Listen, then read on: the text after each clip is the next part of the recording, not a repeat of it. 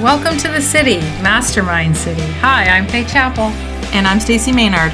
Join us for a vibrant, inspiring, and uplifting master talk as we focus on how you can make a lasting impact on a global scale. Because the truth is, we're here because we want you to win. So are you ready to surround yourself with success? Because you're in the right place. Welcome to the city. Yay, technology. I was having a great day yesterday because I came up with a way to stream it directly into our community, and then awesome. And it works. It's fabulous, you guys. You're watching anywhere else, join the community, because if nothing more, other than it's a fabulous community and we do lots of cool stuff in it, if nothing more, you can learn how to do this for your community as well. So that's kind of cool. Right. So we join a lot of things just to learn what they're doing in tech. We go to events to see how they run them. Right. Do we like the software they use? Should we use it for one of our events? We do it all the time. So feel free. If that's why you join our community, to learn what we're using and do our tech, we're okay with that, because the community is about getting you better. Absolutely. Absolutely. So why did you have a bad day? Why are we playing bad day? Yeah, I had a horrible day. And I like to be transparent. This is yesterday, not today, I hope, because it's only 9 o'clock in our world. It's still lingering, but the song helps. So yes, I had a really bad day. And, people see us. We have a lot of people who watch us on a daily basis and a lot of people that interact. And everyone always says, oh, you guys look so happy and great and stuff. And yeah, we have fun. We like doing this, guys. Just so you know, we enjoy going on lives. We enjoy doing training. It's not work for us.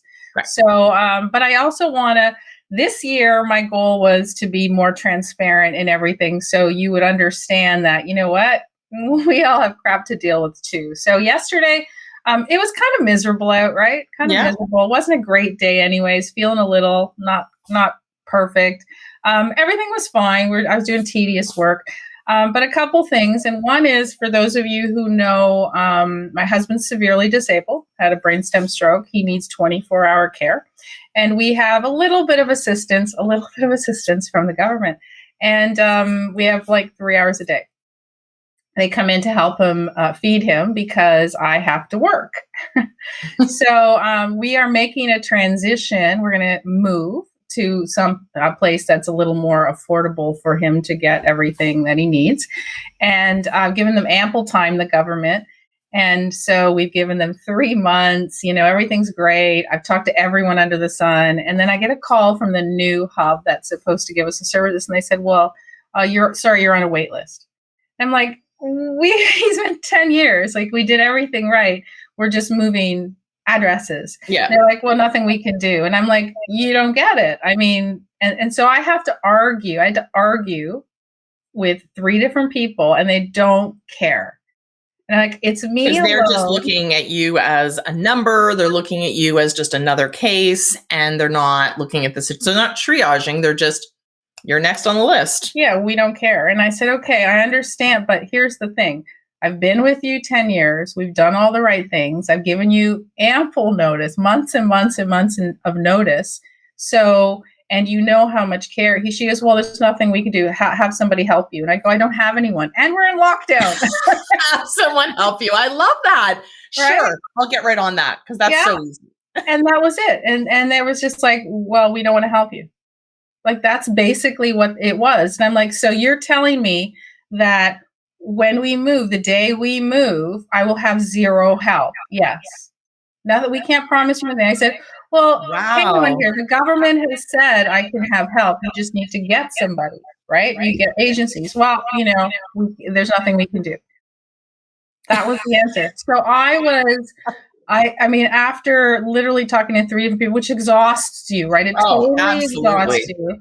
And I'm through, and I had all these other things to do yesterday, but that one weighed on my mind more than anything. And there's nothing. So I'm like, okay, so this morning after we do our things, this is what my day has to consist of. I have to write emails to everyone. I'm going to send it to the Prime Minister's office, to the Premier's office, to the Health Minister. I have to spend my time telling everyone what's wrong with their system. I wish they would hire me, seriously, Right? to fix their damn system. Because obviously there is a problem with leadership in Ontario Health. There's That's a problem with crazy. leadership, right? But And how can you not, like, I don't understand when you say we just can't help you. Well, yeah, there has to be another solution. Like, right, where's the, we have a problem and here's the problem, and now let's work together to fix it. right. What happened to that? Well, and I said to the girl who was very, I was shocked at how she didn't care. And I said, there was only one person ever that I worked with in the agency that was really great and helped me. Only one. And she's not there anymore, right? Oh. Right. And so I was kind of implying you're not doing anything. And she's like, oh well. And I'm like, well, it takes one person to go out of their way and find a solution. Crickets, dead silence. Really? So fascinating. That is fascinating. As Stacy posted about teamwork, connection, working together. It's fascinating to me how no one cares. Like, I would go, if I was in their position, I would go out of my way, because that's my job, to help people, right? Yeah. To help people figure out the situation. And she was the opposite. Shocking to me. So it was a terrible day. And it was totally depressing. I couldn't function. I had to take my kid to the walk-in for his ankle, and I had to do all this other work and still look after things. But so I alluded to on Instagram what I do when I have a really bad day. And, most people would say meditation. That's what I love. Yes. And, my meditation is music. Yeah. Right? And so what I have sorely lacked in the last couple of months in this lockdown is concerts. Well, really in the past year, because last summer. And there's none this year. Either, so. And to me, meditation is any form that keeps you focused and calm. So for me, going to a concert is meditation. And I love going with Stacy because she understands that. And I took one person to a concert once, and all they did was talk. And I was like, "You can't talk. Why are you talking? What do you talk about?" I listened. Except, is my meditation. You know the song? That's your only conversation. Do you know the song? No. Great. Exactly. That's the end of the conversation. So I have no concerts, and so what I did was, and maybe this works for people. That's why I want to tell them. I put on the streaming, and I put on music shows, right? So I put on, Dave Grohl came out with a new documentary. I think it's called something about In the Van or something. Yeah.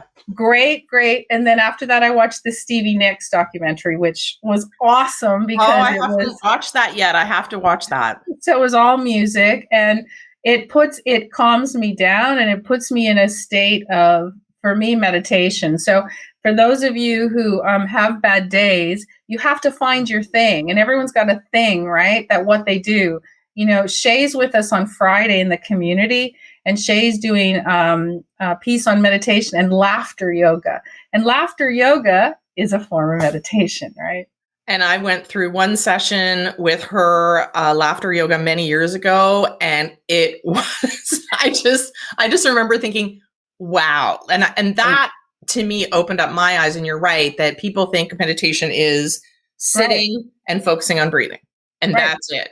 Right. But that's not true. People go walking meditations. You talked about that. People use running exercises meditation. And if I had sat there yesterday and did, and I teach meditation, so I'm well versed. But if I had sat there and did chanting or silence, it would have not made me feel good, because the everything that would have been flooding into my head was everything that made me have a bad day. But when I'm listening to music and I'm focusing on the music, it makes me feel better. So what do you do when you have a bad day, Stacy? You're right. I think there's a line there between distraction and meditation. So a lot of times I'll try to go with a distraction, which is different than what you're talking about, because I believe that when you focus on one thing, so sometimes I'll just watch TV to try to distract. But if it's too much, I'll just put on my headphones. I don't think I could watch a show. I don't think I could go down that road. I would need Yeah. like really like that's what I used to do when I was like a teenager is I would just like put on my headphones on my Yeah. Walkman, like cassette Yeah. tape, Yeah. my sports Walkman, and I would just blare music because I just felt like that was a release. There's something about music Yeah.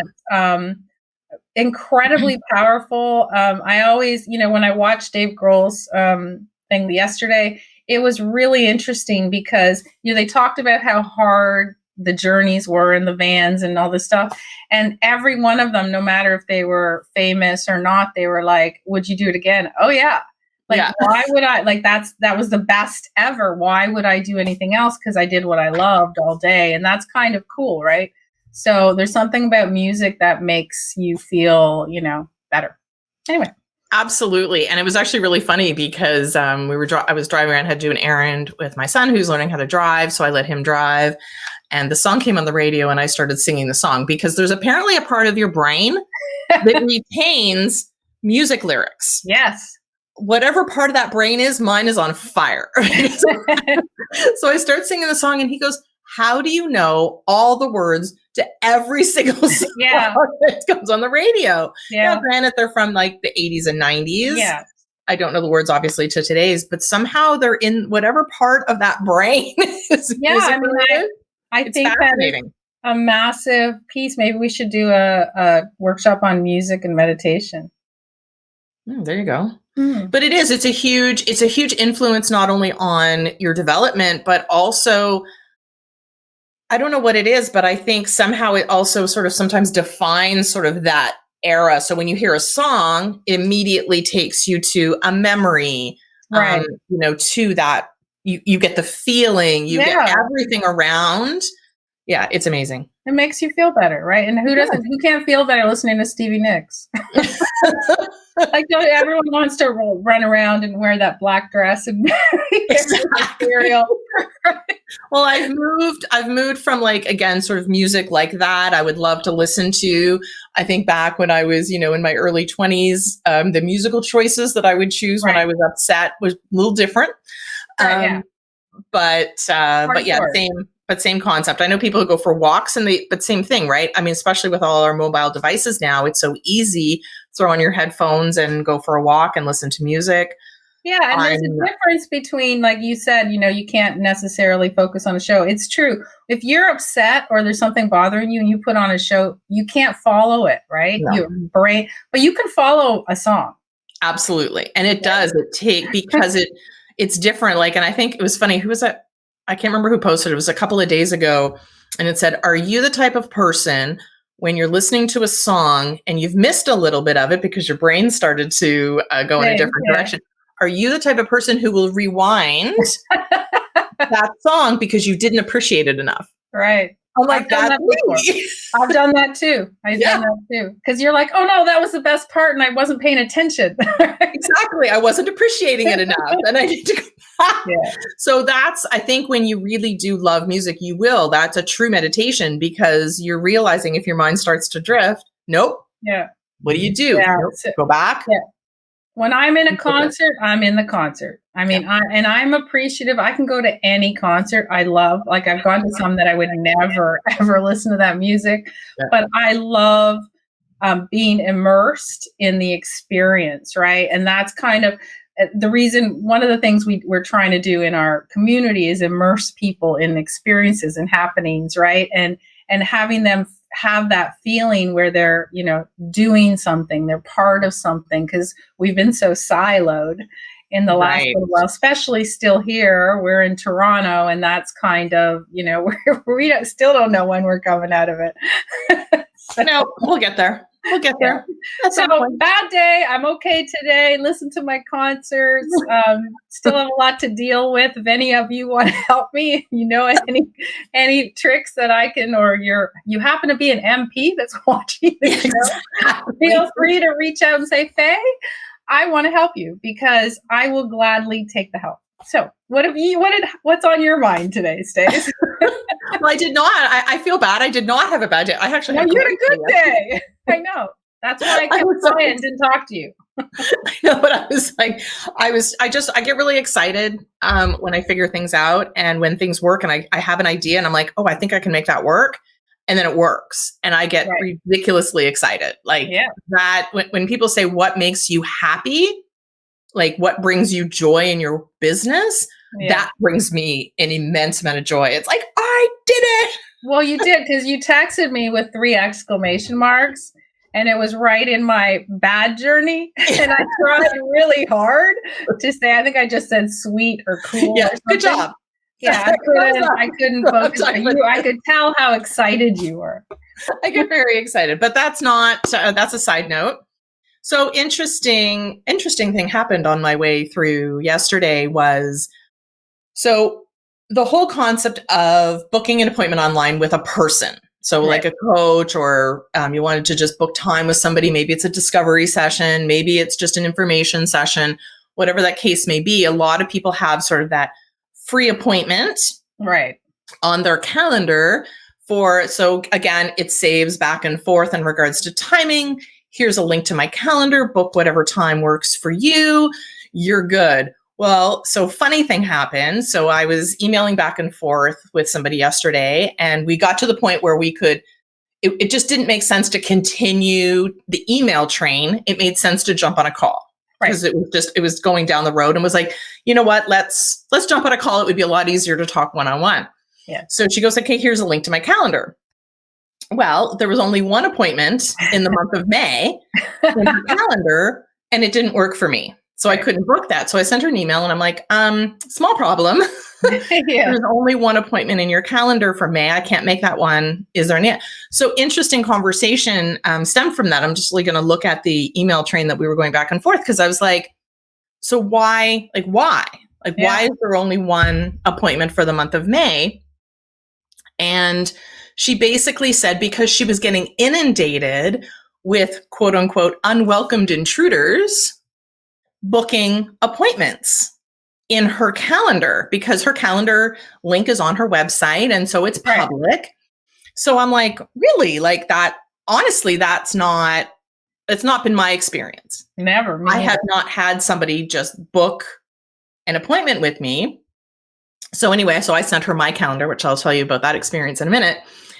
So I said, well, what is this unwelcomed guest, right? Yeah. So actually, she wrote me back and said, someone took that spot. So that one spot she opened in May, somebody booked her spot, and they wrote in the notes that they wanted to sell her a $28,000 program on how to do a 5-day challenge. You're kidding. No. I can't make this up. Well, that's kind of ballsy. Right? Like, wow. I didn't even know how I wrote. I didn't know people were doing that. Like, that's crazy. I did not. That funny, because that's exactly what I wrote. That's crazy. That's what I wrote her back. Wow. I think number one, that's extremely bold. I give him or her, whoever booked the appointment, I give them credit for saying what they wanted to do in the appointment. Great, because then you can go click do not accept. Delete. Exactly. So there's that. So there's a pros and cons there. So then I started to think about, so I sent her my link. And then a funny thing happened. I didn't go in personally. So I know we talked about automations on Master Monday this week. Yeah. So if you missed that, go grab the replay, because it was kind of a similar conversation. And I realized that I had to go back to my own calendar. Yeah. I didn't want to look at mine. However, so today, you had a bad day yesterday. I don't have a bad day. I just have a busy day. So today I have multiple back-to-back meetings. Really? And you didn't even know about it? Which I didn't want. So as a scheduler, or as my organizational system, I don't like to have multiple, I don't mind a few, but I don't like to have multiple back-to-backs. Yeah, I find it's awful. I would rather, I'd rather spread them out. I try to put a lot of blocks in between on my calendar that people can book with, but somehow today they were able to book. So now I have multiple meetings, and well, that's great. Great to have the meetings. So there's a lot of, I don't know. I don't know what to tell her for people who are booking, because of course then they're taking up that time slot for somebody else. But then I realize I now need to go back to my own calendar and do better blocks. Right. Well, I think better blocks, because I was doing bigger blocks of I'm available on Wednesdays from like 10 until 4. But that's actually not good, because what ends up happening is somebody could book, even though I have buffer times, they can still book back to back. So now I have to go in at some point today and do specific blocks as opposed to bigger blocks of time. Yeah, I blocked most of my calendar because I, don't really accept outside calls, not too much.